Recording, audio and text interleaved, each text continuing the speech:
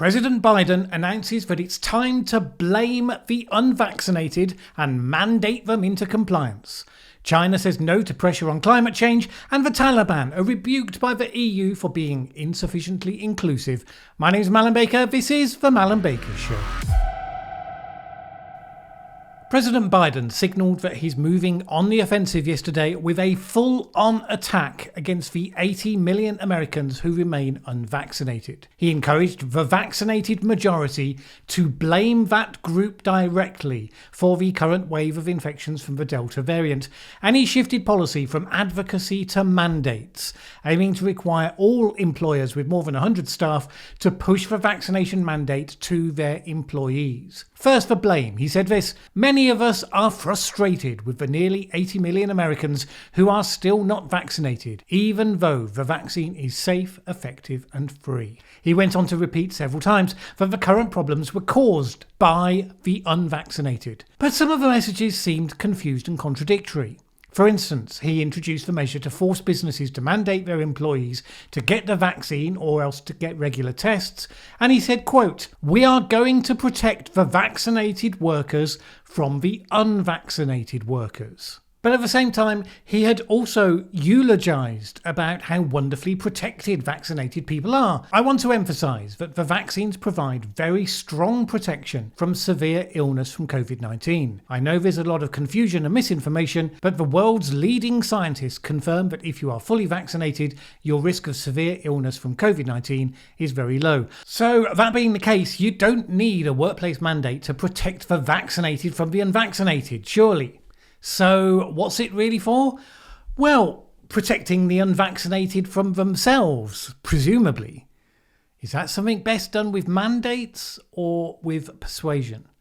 Let's get some perspective here, because polarised America, simply wanting to blame the other side for all the problems, can lose sight of its place in the world. The Delta variant has led to resurgence of cases and deaths in the vast majority of countries across the world. There is no doubt that rates of vaccination, in addition to rates of natural immunity from those that have already had the disease, that makes a difference to how that plays out. The US has around 54% of its population fully vaccinated. That's comparable to China at 55.8%, higher than Japan at 49.4%. It's lower for sure than, say, Germany at 62% or the UK at 65.5%. But those countries have not been immune to the impact of the Delta variant. So it's not as though all you need to do is reach that level of vaccination and all the problems go away. When it comes to deaths per million, the US is around 18th in the world once you exclude some of the very small countries. European countries that have had more deaths per million include Italy, Belgium and Hungary. From that, you would generally pick up the idea that vaccine hesitancy in the US is no worse, and the consequences likewise than a significant number of countries in the world. Now, does that mean you shouldn't encourage more people to get vaccinated? Well, of course not. And Biden had some perfectly acceptable advocacy in his speech, pointing out that many had been holding out for formal FDA approval. That was now in place, so those people should feel able to step forward, fine. An encouragement that in relationship to the effectiveness of the vaccines, fine. I mean, you might not agree, that's up to you, but it's fine for him to make that case. And encouraging people to see the benefit to the community in terms of reducing the pressure on hospitals. All good. But then requiring companies to push a vaccine mandate to all their employees? Again, for perspective, that is more authoritarian than the vast majority of countries other than China. Others have been provoking accusations of heavy-handedness purely by bringing in vaccine passports for public events and the like. And of course, yes, vaccine mandates for highly sensitive professions, like care workers in old people's homes. Quite a few people don't like those, but nevertheless you can see why they are very sensitive. I can't help but wonder, if you retrofit the solution to work out what is the problem that they are trying to solve. If you were trying to solve the problem of how do you most effectively encourage polarised America to embrace the best response of a pandemic, you'd rather think that this way might make more people resistant to vaccination than less. But suppose that's not the problem they're trying to solve, because this is highly consistent with trying to solve a different problem. The 2022 midterm elections are coming up. playing to the frustrated majority of Americans, encouraging them to blame the unvaccinated for the persistent loss of their freedoms and associating those with Republicans, then provoking the Republicans to actively oppose the measures to get more of them vaccinated, thereby cementing the association.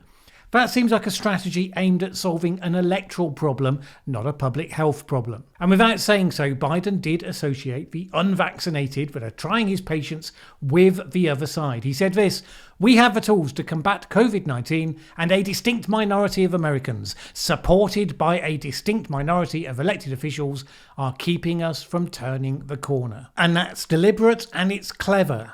Remember, one of the groups that has been numbered amongst the most vaccine hesitant have been communities of colour that the Democrats claim ownership of.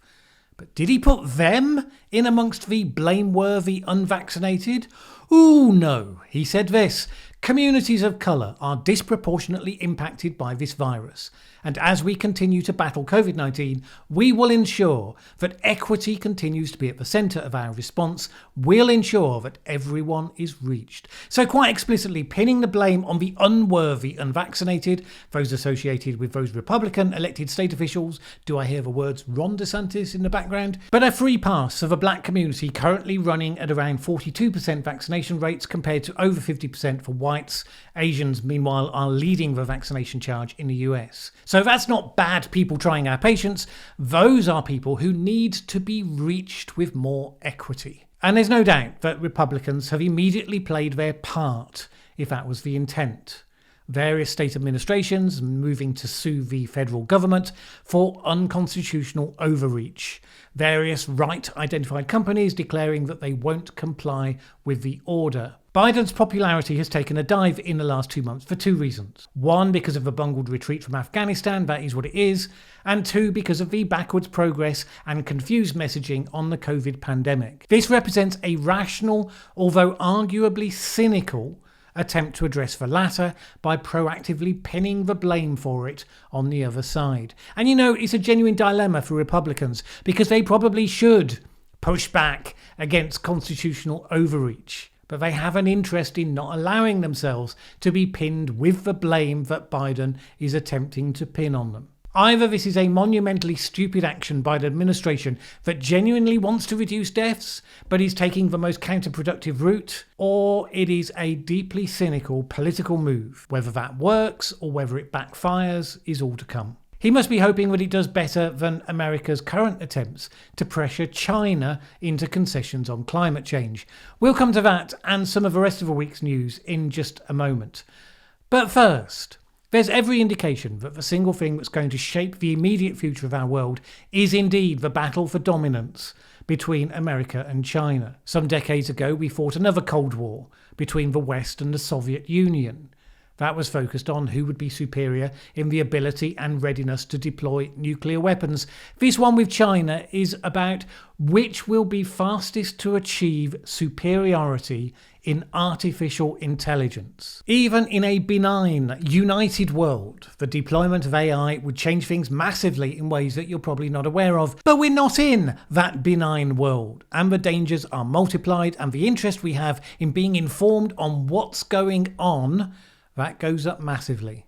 Well, that's what I'll be talking about in next Monday's video, due to go live on his channel at 7 PM UK time. The real dangers of AI. Whether you're tech-minded or not, you're not going to want to miss this one, so join me then. In the run-up to the COP26 climate conference in November, various figures have been making their way to China to push the Beijing leadership into making more concessions. In particular, people like US climate czar John Kerry and the UK's Alok Sharma. They've had in their sights the fact that China set 2030 as the year that the growth of its carbon emissions would peak. But the way that's playing out in practice is that they are building new coal-fired power stations in a massive hurry to maximise the window of opportunity before it closes. The Chinese are letting it be known they are not friendly to such pressure given the current state of geopolitics. Indeed, John Kerry was widely perceived to have been snubbed in his visit to the country being offered only video meetings with top officials. One China commentator, Anders Kaur, noted that the Taliban had been given a better reception with the Chinese leadership than John Kerry was given. The US is arguing that climate change should be seen as a special issue in its own right, an area where the West and China should be able to cooperate even though they're competing elsewhere. Because after all, China has as much of an interest in avoiding the impacts of climate change as anyone else, a fact that this year's food shortages and the floods should have driven home. The Chinese leadership, however, sees itself as playing a longer game. If the West is more panicked about the short-term imperatives on climate change, China then shows every intention of maximising its leverage to win concessions on other aspects of its agenda, particularly since the West is now much more actively seeking to constrain its ability to achieve its goal of becoming the preeminent superpower of the 21st century. Chinese Foreign Minister Wang Yi lectured Kerry about what he described as Washington's major strategic miscalculation toward China, making it clear that China would simply not cooperate on climate while being denied what it wanted elsewhere. The other country that will come under some pressure to deliver at COP26 is India, which has previously been scornful of the idea that they might commit to deep emissions cuts. However, according to some reports, the country is making additional progress in practice above and beyond what it was required to do from under its previous promises in the Paris Agreement. So it may well make a show of increasing its targets in line with its current better performance. And that may therefore see Prime Minister Modi attending the Leaders' Summit. Now, I doubt that anyone involved in the summit will be privately counting that as a big win, whatever they end up saying in public. Meanwhile, other signs of how realpolitik is triumphing over climate idealism are coming to the fore. So environmentalists were dismayed, for instance, this week when the UK dropped climate change commitments from a proposed UK-Australia trade deal. Australia, of course, is seen by many as one of the most retrograde nations in terms of its climate commitments, and the early draft trade deal had sought to push it to commit to limit global warming to 2 degrees under the Paris Agreement. Now, this is one of those strange issues where you can presume that campaigners will always champion any mechanism they think will achieve their goals. But actually, Australia has a valid point. You can believe that the country should decide to step up more robustly to address its own climate change challenges without necessarily believing that the way to bring that about is for third-party countries to push them unwillingly into it via a trade agreement. I mean, yes, you need to ensure that more polluting technologies aren't allowed to undercut less polluting ones, so the market doesn't simply lead to countries exporting their pollution through trade. I mean, fair enough. But insisting that a country has to commit to temperature targets, one might think that goes well beyond that trade-related principle. Well, in any case, the UK wants a trade deal with some urgency, so its leverage on such matters is significantly reduced. Not that it would make any difference. China has a massively higher percentage of Australian trade, and yet Australia refused Beijing's pressure to alter its policies on the origins of COVID-19. So the UK, with around a tenth as much trade volume, isn't going to do any better whether it wants to or not. So the COP26 summit actually is the place where matters like that should get discussed. In the absence of likely step changes in the ambition of the major powers, the outcomes likely to be able to be counted as successful for COP26 are therefore somewhat limited. So some are urging the conference to prioritise adaptation measures. They argue that the impact of climate change begins to become visible. It's time to put proper resource into funding higher flood defences and developing more drought-resistant crops and all of that. More than a decade ago, rich nations said that they would put funding for adaptation and emissions reductions onto an equal footing, something which hasn't really happened to date. This is starting to gain a focus, with 125 out of 154 developing countries producing what are called national adaptation plans. Will that be enough to convince a sceptical world that the summit has been a success? Nah. Just don't ask Greta for her opinion, whatever you do. Maybe President Biden will have more luck with his newly briefed intention to call for an international summit focused on the COVID-19 pandemic and international vaccination program. He might well face an uphill battle with that one as well, though, because it comes at a time when some of the actions of the rich nations, particularly the US and the EU, has had serious consequences for how the world widely perceives the current world order. In particular, the poorer nations have concluded that they can't rely on the help of others when the going gets really tough. The global pool for distributing vaccines, COVAX, has been underpowered, under-resourced, struggling to deliver on its promised doses. With no capacity of their own for vaccine manufacture, Africa was reliant on the support of others. And that support was hit even harder when India panicked in the face of an unexpected vigorous second wave and banned the export of vaccines that had been expected to go to COVAX. In the face of vaccine nationalism and a gulf in trust now between the rich world and the poor, talk has now turned towards the continent beginning to develop its own capacity. So Senegal, for instance, is building a factory to produce COVID-19 vaccines to produce 25 million doses by the end of 2022. The African Union and the African CDC launched a partnership looking to produce a majority of needed vaccines locally by 2040. A Ugandan public health specialist, Peter Waiswa, told Politico, "COVID has exposed the West."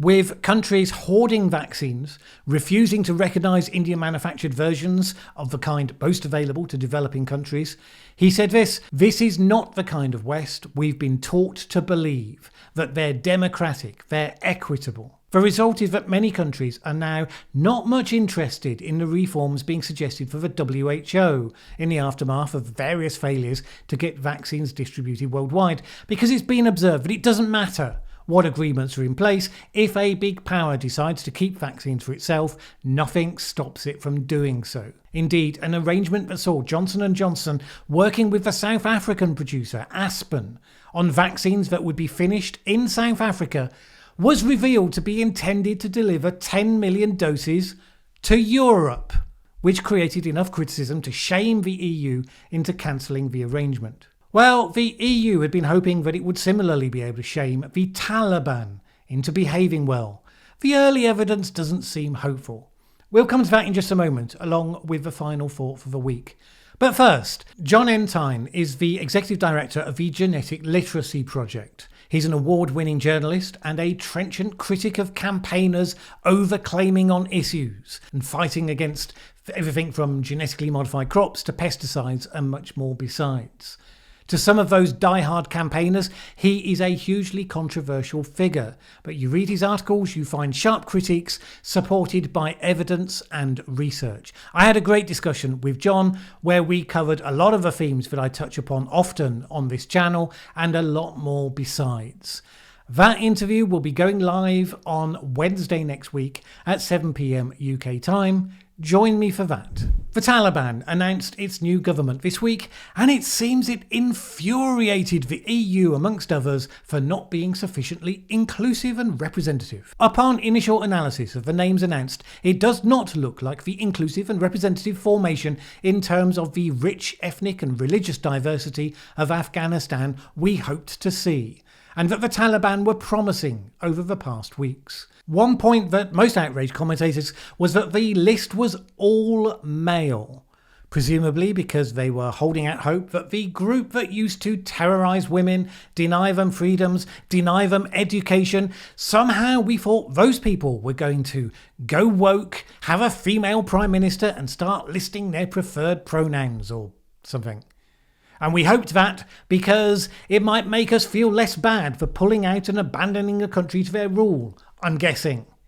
I mean, it has to be a triumph of hope over experience of a pretty major magnitude. New Zealand's Jacinda Ardern told the Taliban that they should acknowledge human rights. Nancy Pelosi warned them that the world is watching, which surely struck fear into their hearts. And a statement from the UN Security Council demanded this: an immediate cessation to all hostilities and the establishment through inclusive negotiations of a new government that is united, inclusive and representative, including with the full, equal and meaningful participation of women. Hard to understand how the Taliban could have ignored such words. The Guardian newspaper was particularly exercised by the fact that women in Afghanistan might not be able to play sports, such as cricket, because that's obviously the worst thing that's going on for women in Afghanistan right now.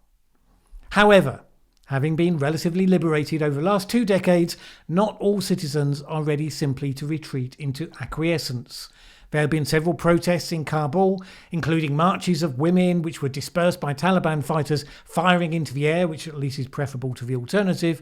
Journalists were prevented from filming demonstrations, some were detained by the Taliban for trying, and a couple showed photographic evidence of how they'd been beaten in custody. Severe consequences are now being promised for future demonstrations. Can the Taliban successfully flip the switch to change a society right back into the dark ages after an extended experience of the alternative? That remains to be seen. How helpful Western voices moaning on about how the Taliban is insufficiently woke is going to help? Well, we can probably make a guess at that. Meanwhile, China has already agreed $31 million of aid to Afghanistan without apparently pausing to reflect on the lack of diversity in the ranks of the mullahs. Fresh from snubbing John Kerry, Foreign Minister Wang Yi also pledged 3 million vaccine doses and called on other neighbours, Pakistan, Iran, Tajikistan, Uzbekistan and Turkmenistan, to cooperate in helping Afghanistan. That's coalition building, not nation building. It's something America used to be quite good at. There's an old adage that says a young radical sees a pointless fence in the middle of a field and wants to tear it down. The wiser man asks first what was the original purpose of it being put up in the first place, before going to tear it down.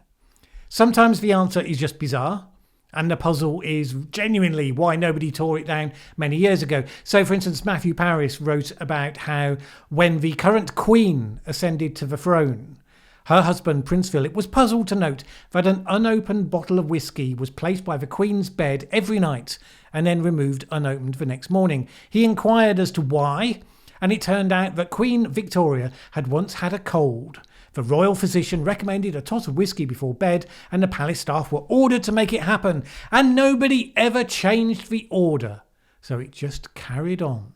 A tradition totally disconnected from its original purpose. It's a deliberately bizarre example to make a point. A lot of measures and habits have been introduced because of COVID-19, some of which have already endured beyond any value that they might have been thought to provide. For instance, rules to do with cleaning in non-healthcare settings outside the home. Government rules on this were renewed just weeks ago, instructing that frequently touched surfaces should be wiped down, disinfected twice a day. That's what we believed likely to be true over a year ago. But we've known for a long time since then that the virus doesn't survive well on surfaces at all. But we've now developed this cultural norm of what's called hygiene theatre. Behaviour that conveys the impression of good hygiene while actually not making any difference. Why does it still go on? Well, it depends on who you ask. But apparently key influences are that the public likes the reassurance, and decision makers don't want to admit that they were wrong to do it in the first place, which is just dumb. I mean, nobody should be condemned for doing something wrong when we didn't have good information about the nature of a particular pandemic. But making yourself wrong in the face of better information, that is 10 times worse. Being wrong about a new action is held to be risky. Having the status quo become wrong in the face of changing information has no culprits at whom you can point the finger of blame. Now, of course, what some people will argue is that disinfecting surfaces is all good hygiene anyway, so why worry? Maybe this is all about people being scared unnecessarily, but if it pushes us into better hygiene practices, then maybe that's a beneficial outcome and we should embrace it however it came about. But, that's really just another ratchet up of the safetyism culture that has enfeebled us. Some exposure to germs and infections makes the body systems more resilient, just as the experience of risk and consequences can make people mentally stronger. And that's before you even get to the behavioural laws. The ability of governments to tell you to stay home, to restrict who you're allowed to hug or not, whether you can gather with others in a public space or not. Every one of those measures can be defended, usually by people in high moral dudgeon, about saving lives. Such safety is not worth having if it makes us mentally dependent on the protection of others, especially if that means really the protection of the state.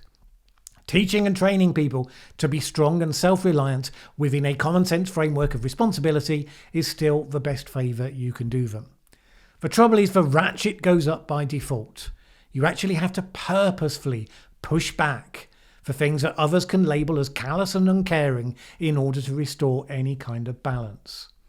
Alright, by the way, I try to stay on topic on these videos, but talking about strong and self-reliant young people, all I can say is go Emma Raducanu. I am a Brit, I am a tennis fan, whether she wins the US Open final or not. The fact that she came into the tournament as a qualifier and then just demolished every opponent put in front of her, that is something that we've never seen before. Genuinely inspiring, so excuse me that one note of indulgence. At least that bit of the video probably won't get it demonetized. Probably the bit about Afghanistan will. I found out yesterday that my 2 previous videos where I talked about America's mistakes in Afghanistan, they got demonetized by YouTube. I'm not sure on what basis. I didn't go into explicit details about terrorist actions or any of the things that YouTube tells you that it dislikes. But as so often, when you talk in a serious way about the most high-profile, serious issues of the moment, up pops the algorithm like some blooming whack-a-mole and it pulls the funding. If this channel were not supported by some good people via Patreon, would you ever dare talk about such things if you were dependent on the advertising income? Well, there's a reason why there are so many channels about puppies and computer gaming and all of that stuff, I guess. And if you add to that YouTube's throttling of news-related channels, favouring the mainstream channels over the independents when it comes to recommending videos to non-subscribers, well, I've challenged the ruling on those Afghanistan videos. We'll see what happens when a human being looks at them. But in the meantime, I remain extremely thankful to all those people that support me and this channel on Patreon. Thanks to you, I am able to produce 3 videos per week, not worry about whether they will upset YouTube or not. If you would like to add your support for the independent, fact-focused and non-ideological content that I aim to produce here, please go to patreon.com/Mallen Baker. It is always appreciated. Either way, have a great week. My name's Mallen Baker. This is the Mallen Baker Show. Thanks for watching this video. If you liked it, please share with anyone else you think would also enjoy it. Word of mouth is really important to us. And if you've not subscribed yet, what are you waiting for? As the saying goes, that subscribe button won't smash itself.